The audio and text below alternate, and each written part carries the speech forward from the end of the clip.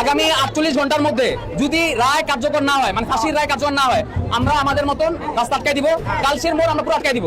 আগামী 48 ঘন্টার মধ্যে আমাদের রায় কার্যকর করতে হবে। লামিসা তো একটা সাধারণ নাগরিক, তার কোথায় সে বিচার পাবে? উসমান হাদিবের বিচার হয় নাই, জিয়াউর রহমানের বিচার হয় নাই, খালেদা জিয়াকে এত বছর বন্দী করে রাখছে, ওইটার বিচার হয় নাই। স্বরাষ্ট্রমন্ত্রী পদত্যাগ করা উচিত। যথোপযুক্ত দৃষ্টান্তমূলক শাস্তি অন্যরা পাইতো, আজকে লামিসার এ পর্যন্ত আমাদের কেস আসতো না।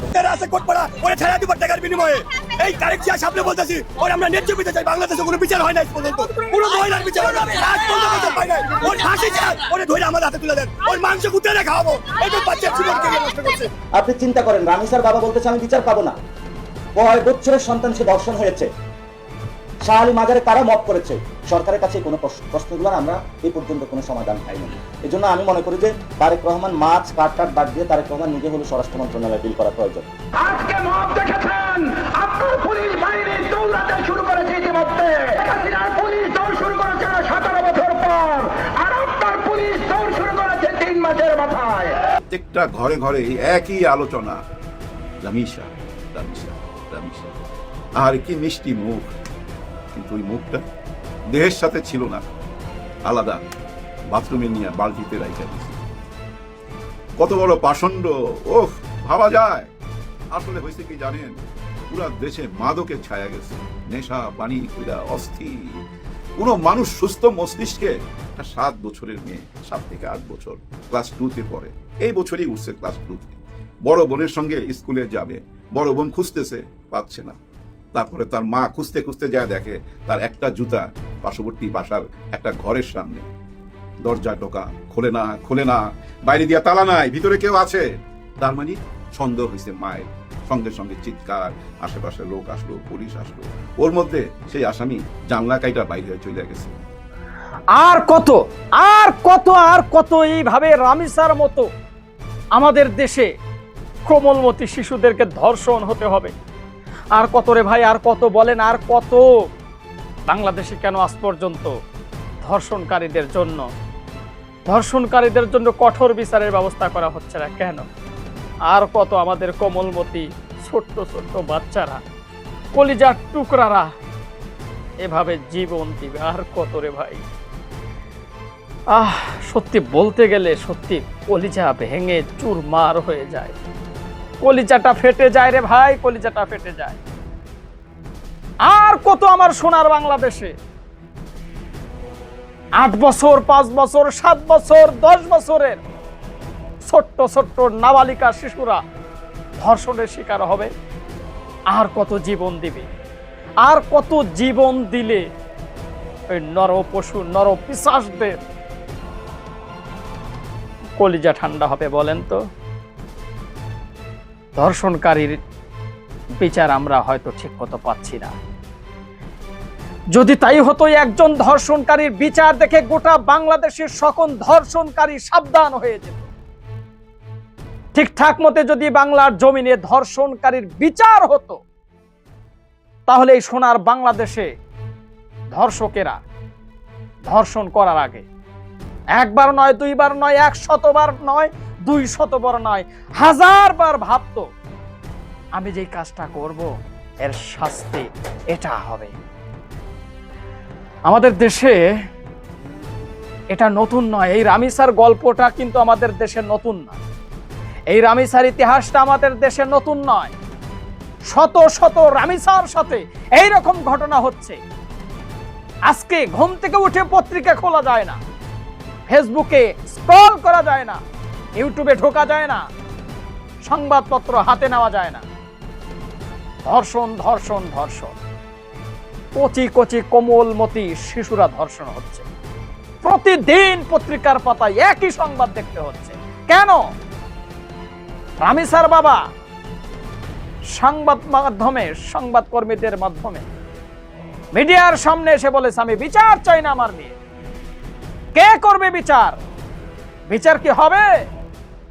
একজন বাবা কতটুকু কষ্ট পেলে, কতটুকু দুঃখ পেলে এরকম কথা বলতে পারে বোঝেন? যখন দেখে এই সোনার বাংলাদেশে ধর্ষণকারীর বিচার হয় না, তখনই একমাত্র বাবা চোখের পানি আটকে রেখে কলিজা আটকে রেখে এরকম কথা বলতে পারে যে আমার মেয়ের ধর্ষণকারী বিচার আমি চাই, কারণ বিচার কতটুকু হবে সেটা তো জানা, এটা সহ্য হয় না। বর্তমান যিনি আমাদের বাংলাদেশের প্রধানমন্ত্রী রয়েছেন, স্বরাষ্ট্রমন্ত্রী রয়েছেন, আমরা স্বরাষ্ট্রমন্ত্রীকে উদ্দেশ্য করে বলতে চাই, আপনি ৭২-এর সংবিধান বাদ দিয়ে এই আইনের দিক দিয়ে আপনি একটু পদক্ষেপ নেন, একটু শক্ত হন। যে ধর্ষণকারীরা রয়েছে, যাদের জিহ্বায় জল আসে ছোট্ট ছোট্ট কোমলমতি শিশু দেখে, তাদের ধর্ষণ করে পৃথিবী থেকে বিদায় করে, এদের ব্যাপারে আপনি আইনটা একটু কঠোর করেন, একটু সোচ্চার হন, এটা দরকার। দর্শক, কথা বাড়াবো না, কথা অনেক মনে আসতেছে কিন্তু বলতে পারছি না। চলুন কথা না বাড়াই, মূল মেউজে চলে যাই। মানুষ হিংস্র, পশু ভদ্র। হ্যাঁ, পশু ভদ্র, মানুষ হিংস্র। আমার মনে হয় না আজকে কোনো মা তার মেয়ে সন্তানকে বাইরে খেলতে পাঠাইছে বা ছাদে খেলতে পাঠাইছে, সিঁড়ির কাছেই যাইতে দিবে না। আজকে ভয় পেয়ে গেছে, ভয়। প্রত্যেকটা ঘরে ঘরে একই আলোচনা, রামিসা রামিসা রামিসা। আর কি মিষ্টি মুখ, কিন্তু ওই মুখটা দেহের সাথে ছিল না, আলাদা বাথরুমে নিয়ে বালতিতে রাইখা দিয়েছিল। কত বড় পাষণ্ড, ওহ, ভাবা যায়। আসলে হয়েছে কি জানেন, পুরা দেশে মাদকের ছায়া গেছে, নেশা পানি কইরা অস্থির। কোনো মানুষ সুস্থ মস্তিষ্কে, একটা 7 বছরের মেয়ে, 7 থেকে 8 বছর, ক্লাস 2-তে পড়ে, এই বছরই উঠছে ক্লাস 2-তে, বড় বোনের সঙ্গে স্কুলে যাবে, বড় বোন খুঁজতেছে, পাচ্ছে না। তারপরে তার মা খুঁজতে খুঁজতে যায়, দেখে তার একটা জুতা পার্শ্ববর্তী বাসার একটা ঘরের সামনে। দরজা টোকা, খোলে না, বাইরে দিয়া তালা নাই, ভিতরে কেউ আছে। তার মানে সন্দেহ হয়েছে মায়ের।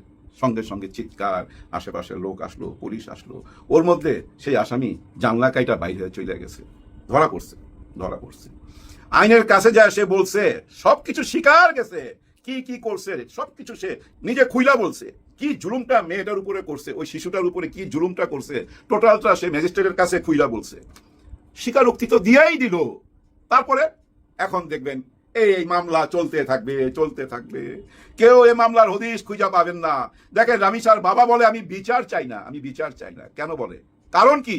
ও দেখতেছে তো এই দেশে কোনো বিচার হচ্ছে না। গত 24 ঘন্টায় 3টা শিশু ভাই নির্যাতন হয়েছে, এর মধ্যে একজনকে হত্যা করা হয়েছে, যার আসামি ধরা পড়ছে। আসামি বলতেছে যে আমি খুন করছি, আমি হত্যা করছি, আমি জুলুম করছি। তারপরও তাকে এখন ওই জেলখানায় নিয়ে সরকারি টাকায় ভাত খাওয়াইতে হবে, রুটি খাওয়াইতে হবে। এই মামলা চলতে থাকবে। আপনাদের মনে আছে, এই অন্তর্বর্তীকালীন সরকার যখন ছিল, ওইখানে একজন আইনমন্ত্রী ছিল। উনি একবার একটা মামলার ব্যাপারে কি বলছিল, হায় এই আইনমন্ত্রী ভাই আসিফ নজরুল ইসলাম দেখতে কিন্তু অনেকটা ভাই বেচারা, হ্যাঁ বেচারা, যা গাল গপ্প মারতো একটা টাইমে। হ্যাঁ, উনি যদি কোনোদিন সরকারে যেতে পারে তাহলে এই দেশের জন্য কিছু কইরা দেখাবে। এই লোকটা কি বলছিল মনে আছে আপনাদের? 3 মাসের মধ্যে বিচার করব। কার বিচার? ওই যে একটা শ্বশুর হারামজাদা, তার ছেলের বউর ছোট্ট বোনটা, 11 বছরের বোনটা আসিয়া, হ্যাঁ খুব সম্ভবত আসিয়া নাম, ওই মেয়েটাকে কিভাবে নির্যাতন করছিল, তার নিম্ন অঙ্গে ব্লেড ব্যবহার করছিল, মনে আছে আপনাদের? তখন এই আসিফ নজরুল এসে বলছিল 3 মাসের মধ্যে বিচার করবে। ওই বিচার হয় নাই বইলেই তো আজকে এই অবস্থা। হ্যাঁ, কোন বিচার হইতে দেখছেন? হ্যাঁ, কি দেখছেন? ওই শাহবাগে যায়া কিছু সুশীল প্রতিবাদ করতে দেখছেন। প্রতিবাদ তো দেখে আসতেছি, জন্মের পর থেকেই প্রতিবাদ দেখে আসতেছি। বিচার তো দেখি না। হ্যাঁ, বিচার তো দেখি না। একে কেন লালন পালন করতে হবে সরকারি টাকায়? আমরা গরিবের ট্যাক্স দিয়া একে কেন বাঁচায় রাখতে হবে? একে তো ভাই ওই শাহবাগে নিয়ে যাইতে হবে এবং সারা দেশের সমস্ত মিডিয়ার সামনে ওপেন তাকে ওইখানে, হ্যাঁ ওপেন তাকে এই পৃথিবী থেকে বিদায় করতে হবে। এবং বিদায় আগে একটু একটু করে নিতে হবে তার অঙ্গ থেকে, একটু করে নিয়ে আস্তে আস্তে ধীরে ধীরে তাকে সবাই সামনে অন ক্যামেরা এই পৃথিবী থেকে বিদায় করতে হবে। এরকম দৃশ্য দেখা দেন, দেখবেন কেউ আর সাহস পাবে না, ভয় ঢুকা যাবে। আসিফ নজরুল সেদিন যদি ওই বিচারটা কইরা ফেলতে পারতো, ওইখানে কি না করতো ডক্টর ইউনূস যে না এই বিচারটা কইরো না? 3 মাসের মধ্যে যদি ওই বিচারটা করতে পারতো না, আজকে এই বাবা বলতো না যে আমি বিচার চাই না। কারণ তোমরা 15 দিন পরই ভুলা যাইবা, এই বিচার হবে না কোনোদিন। নতুন আরেকটা ঘটনা আসবে, সেইটা নিয়ে তোমরা আলোচনা করবা। আমার মেয়ের কথা তোমরা কেউ মনে রাখবা না। আরে আমার 7 বছর, আমি 7 বছর তারে বুকে নিয়ে ঘুমাইছি, এখন আমি কিভাবে ঘুমাবো বলে কাঁদতেছে, চিৎকার করতেছে। কিন্তু সরকার কোথায়? সরকার বলতে আমি মনে করি স্বরাষ্ট্রমন্ত্রী সাহেব আপনি কোথায়? আপনি নীরব কেন? আপনার তো উচিত ছিল ওই বাবার কাছে চলে যাওয়া, ওই বাবাকে বলা হ্যাঁ আমরা বিচার করব এবং এই বিচার কইরা দেখাইতেছি 7 দিনে না হলে 3 মাসের মধ্যে। আপনারা সবাই মিলে একটা আইন পাস করেন না, ইমার্জেন্সি ডাকেন সংসদের সবাইকে, সবাই মিলে আইন পাস করলেই তো হয় যে আমরা 90 দিনের মধ্যে এই বিচার কার্য শেষ করব এবং এই বিচারের রায় হবে ওই শাহবাগে। ওপেন, শুধু ওপেন বিচার করতে হবে। আপনারা আইন পাস করে নিলেই তো হয়। হয়তো আপনারা এটাও বলতে পারেন যে ভাই আমরা ঘরে ঘরে যাই কি পাহারা দিমু? ওই যে সাগর রুমি হত্যা মামলার সময় কি বলছিল শেখ হাসিনা যে আমরা কি ঘরে ঘরে যাই পাহারা দিমু, ঠিক এই কথা আপনারা কি বলবেন? নিশ্চয়ই কথা বলা উচিত হবে না। এই ধরনের কথা না বইলা আপনারা অ্যাক্টিভ হন। ওই যে আপনি বলছিলেন মাদক নিয়ে জিরো টলারেন্স, আর মাদক মাইনা নেওয়া হবে না, এরপরে কি মাদক থামছে? এই যে অমানুষটা এই নৃশংস কাজটা কিভাবে করতে পারছে? সুস্থ মস্তিষ্কে? না, একদমই না। মাদকের এফেক্ট, মাদক ছায়া গেছে তো। ওই যে মিরপুর মাজারে দেখেন না কি হইতাছে, ওই মাদক নিয়ে ওপেন বৃহস্পতিবারে ওইখানে আশেপাশে দেখবেন ওপেন মাদক বিক্রি হইতাছে। আশেপাশে যে হোটেলগুলোর মধ্যে এখান থেকে মেয়ে মানুষ পাওয়া যায়, হ্যাঁ এখানে সব মেয়েরা ঘোরাফেরা করে, ওই যে ভ্রাম্যমান তারা ওদেরকে নিয়ে হোটেলগুলোতে চলে যাইতাছে, সারা রাত তাণ্ডব চলতেছে। কেন? আইন কানুন নাই? নিশ্চয়ই আছে। তাহলে কেন ঝাড়ু দিয়ে পরিষ্কার করতে পারতেছেন না? অথচ আপনারা পরিষ্কার করতে গেছেন কোথায়? মিরপুরে গরিবের বস্তি ভাঙতে গেছেন আজকে আপনারা। তাতে কি দাঁড়ালো খেয়াল করছেন আপনারা? গরিবের বস্তি ভাঙতে যায় আপনাদেরকে দৌড়াইতে হইলো। হ্যাঁ, কিভাবে যে দৌড়াইতেছেন একটু দেখাই আপনাদেরকে। দেখেন, সবসময় তো দেখছেন চোরের পিছনে পুলিশকে দৌড়াইতে, এখন দেখেন চোর দৌড়াইতেছে পুলিশকে। কিভাবে পুলিশ তার জীবন নিয়ে ভাগতেছে। কারণ কি? কারণ ওই একটাই, ওনারা গেছিল ওইখানে বস্তি ভাঙতে। ভাই গরিবের ঘর বাড়ি ভাঙ্গা দিবেন হঠাৎ করে, ওরা থাকবে কোথায়? যার জন্য ওরাও ভাই লাঠি সোটা নিয়ে নাইমা রাস্তার মধ্যে নাইমা গেছে এবং পুলিশকে দৌড়ানি দিছে। আর পুলিশ দেখেন তার জীবন নিয়ে ভাগতেছে। এখানে মেয়ে পুলিশও আছে। কি একটা ভয়াবহ অবস্থা। এই দৌড়টা কি সম্মানজনক পুলিশের জন্য বা আমাদের স্বরাষ্ট্রমন্ত্রীর জন্য কোনো সম্মানজনক বার্তা নিয়ে আসে আমাদের কাছে? নিশ্চয়ই না। এই মুহূর্তে ওই গরিবের ঘর বাড়ি ভাঙ্গা দেওয়ার কেন পরিকল্পনা করলেন? কারাই সব বুদ্ধি দিতেছে? নির্বাচনের আগে আপনারাই তো এই যে করাইল বস্তিতে গেছেন, বিভিন্ন বস্তিতে গেছেন, কি কথা দিয়ে আসছিলেন যে আপনাদের ছেলে মেয়েরাও পড়বে? ওই যে ধনীদের বাসার দিকে আঙুল তুলে বলছিলেন বিল্ডিং গুলো দেখায়া, এইসব বিল্ডিং এর ছেলে মেয়েরা যেখানে লেখাপড়া করে আপনাদের ছেলে মেয়েরা সেখানে লেখাপড়া করবে। বলেন নাই? আরো কি বলছেন? আপনাদেরকে বিল্ডিং করে দেওয়া হবে, ছোট ছোট ঘর করে দেওয়া হবে, আপনারাও ফ্ল্যাটের মধ্যে থাকবেন। তাহলে ওই ফ্ল্যাটটা আগে করেন, তারপরে তো ওদেরকে বাইর করবেন, ওদের ঘর বাড়ি ভাঙবেন। এখন যদি ওদের ঘর বাড়ি ভাঙা দেন, কোথায় থাকবে? কোথায় যাবে? মা বোন নিয়া, সন্তান নিয়া, এর মধ্যে চারিদিকে হাম, অসুখ বিসুখ, অশান্তি। নিজের সন্তানকে, মেয়ে সন্তানকে ঘরের ভিতরেই তো নিরাপদ রাখতে পারতেছে না, ঘর ভাঙা দিলে নিরাপদে থাকবে এটা কি বিশ্বাস করতে বলেন? নিশ্চয়ই না। মেয়েরা কোথাও নিরাপদ না ভাই এই মুহূর্তে, এটাই তো বোঝা যাচ্ছে। এর মধ্যে যদি ঘর ভাঙা দেন গরিবের, তাইলে কি হলো? নির্বাচনের আগে যেসব কথাগুলো দিচ্ছেন সেগুলাই পালন করেন, নতুন কথা কিছু বলার দরকার নাই তো। কেন আপনারা বুঝতে পারতেছেন না? এই যে পুলিশ ভাইরা দৌড়াইতেছে, এটা কি ভালো দেখাইতেছে? নিশ্চয়ই না। মানুষের কাছে হাসির পাত্র হয়ে যেতেছে। এইভাবে আইন শৃঙ্খলা নিয়ম কানুন সব ভাঙ্গা পড়লে তাহলে তো দেশ চালানো মুশকিল হয়ে যাবে। আরো কি মুশকিল হবে জানেন? আমাদের পরবর্তী জেনারেশন, এই জেনারেশনের ঠিক মতো মানসিক বিকাশ হবে না। কারণ কি জানেন? সন্তানকে তো বাইরে ছাড়তে পারতেছে না, মাঠে খেলতে দিতে পারতেছে না, ছাদে যে খেলতে দিবে সেটাও ভয় পাইতেছে, ঘরের মধ্যে আটকায় রাখতে হবে ওই মোবাইল একটা দিয়া। এতে মানসিক বিকাশ হবে না, প্রতিবন্ধী হচ্ছে। আগামী জেনারেশন প্রতিবন্ধী হয়ে যাবে। তো বুঝেন না কেন? মানুষ আইনকে ভয় পাবে না, এটা কোনো কথা? ভাই ব্রাদার, ছোট্ট করে বুঝাই, এই ক্যান্টনমেন্টের ভিতরে আপনারা কখনো গেছেন কি?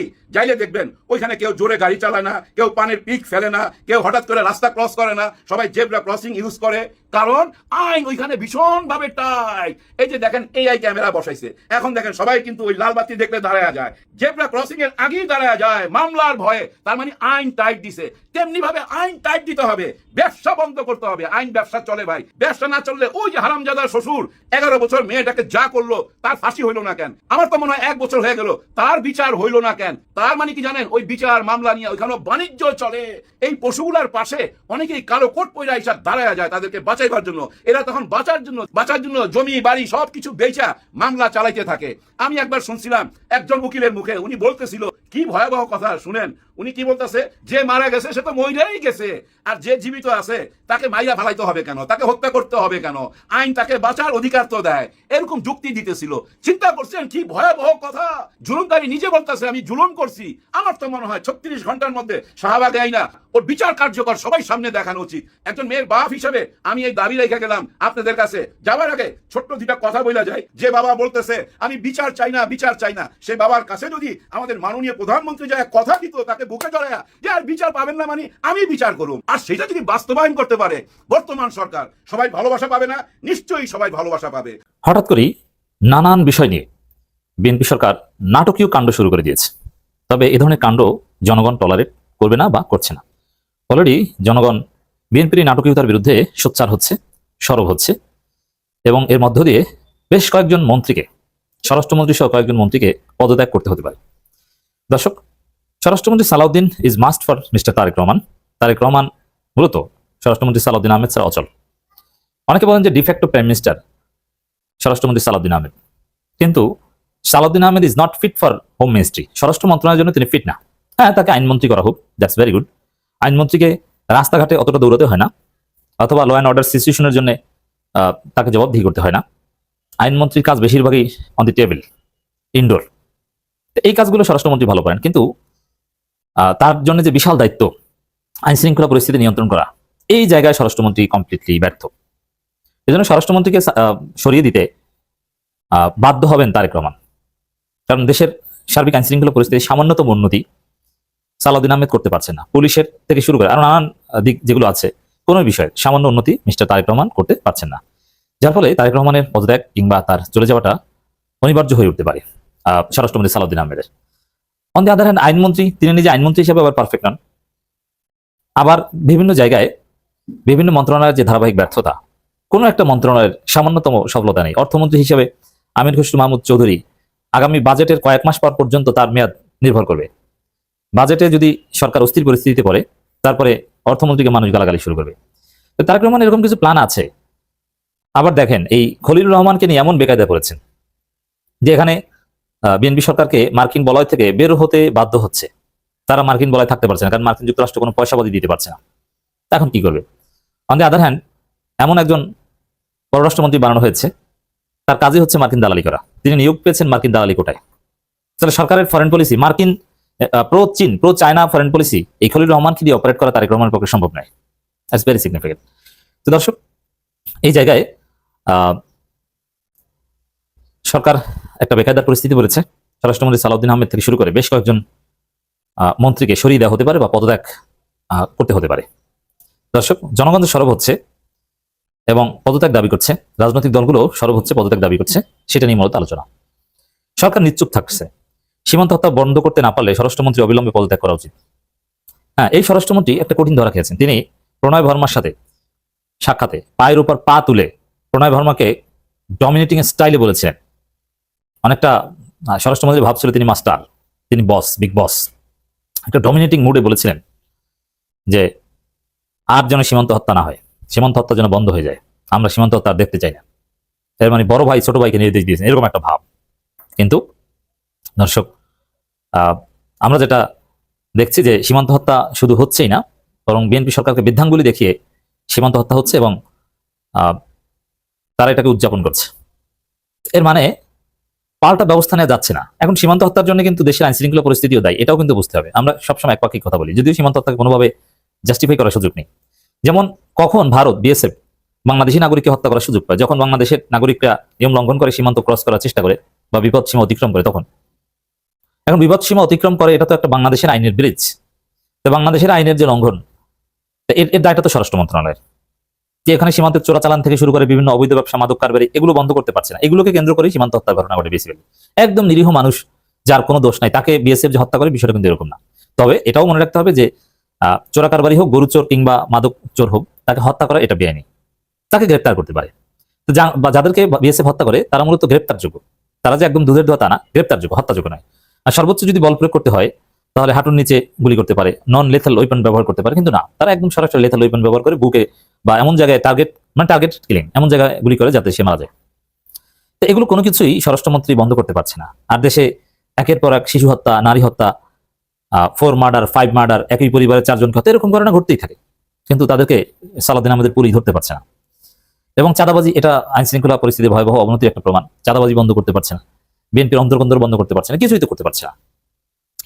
তো সরকার এক প্রকার অনেকটা নিশ্চুপ আছে। তো এভাবে চলতে পারে না। নাসিরুদ্দিন পাটোয়ারি যেটা বলছেন, সরকার নিশ্চুপ থাকছে, সীমান্ত হত্যা বন্ধ করতে না পারলে স্বরাষ্ট্রমন্ত্রী অবিলম্বে পদত্যাগ করা উচিত। তারা যদি দায়িত্ব পালন করতে না পারেন, তবে আমাদের দায়িত্ব দিক, আমরা সরকারে এলে ইনশাল্লাহ সীমান্ত হত্যা চিরতরে বন্ধ করবো। তো এই নাসিরুদ্দিন পাটোয়ারিদের এই সমালোচনাগুলো, এটা সহ্য করার ক্ষমতা তারেক রহমান সরকারের নাই। It's very great critic. যখন আপনারা না পারলে আমাদেরকে দায়িত্ব দেন, এই ধরনের কথা বলে, তখন সরকারের নৈতিকতা মারাত্মকভাবে প্রশ্নবিদ্ধ হয়, নৈতিক বল থাকে না, চ্যালেঞ্জের মুখে পড়ে যে না, এটা আমাদেরকে করে দেখাতে হবে। কারণ বিরোধী দল তো বলছে যে আপনারা না পারলে আমাদেরকে দায়িত্ব দেন, আর এখানে জাতীয় সরকারের বিষয়ে আলোচনা হচ্ছে। এটা বিএনপির জন্য যথেষ্ট বিব্রতকর পরিস্থিতি।